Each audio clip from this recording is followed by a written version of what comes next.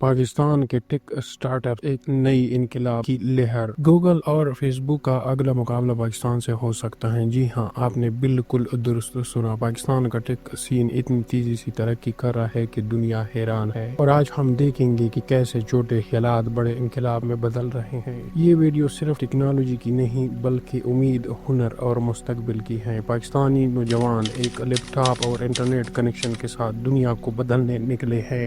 आज हम बात करेंगे इन स्टार्टअप्स की जो पाकिस्तान को एक नई पहचान दे रहे हैं। पाकिस्तान का टेक इको सिस्टम पहले जैसा नहीं रहा। नौजवान, इंटरनेट और हुकूमती ताउन ने मिलकर एक ऐसा माहौल पैदा किया है जिसमें जिद्दत परवान चढ़ रही है। 67% नौजवान आबादी, 13 करोड़ इंटरनेट सारिफीन और हुकूमती इकदाम जैसे STZA, इग्नेट और PSEB की सपोर्ट। लाहौर, कराची और इस्लामाबाद जैसे शहर आज सिर्फ बिजनेस सेंटर नहीं बल्कि इनोवेशन के हब बन चुके हैं। आइए मिलते हैं इन नौजवानों से जिन्होंने एक ख्याल को कंपनी में बदला और कंपनी को इनकलाब में। अगर बात की जाए सदाफी की तो पाकिस्तान में बगैर किसी बैंक के एक मुकम्मल डिजिटल बैंकिंग सिस्टम को मुतारिफ करवाया है। बाजार टेक्नोलॉजी जो छोटे दुकानदारों के लिए बिजनेस का आसान हल लेकर आई है। सेहत कहानी, दूर दराज इलाकों में खवातीन डॉक्टर्स की मदद से इलाज को पहुंचाया जा रहा है। तालीम आबाद,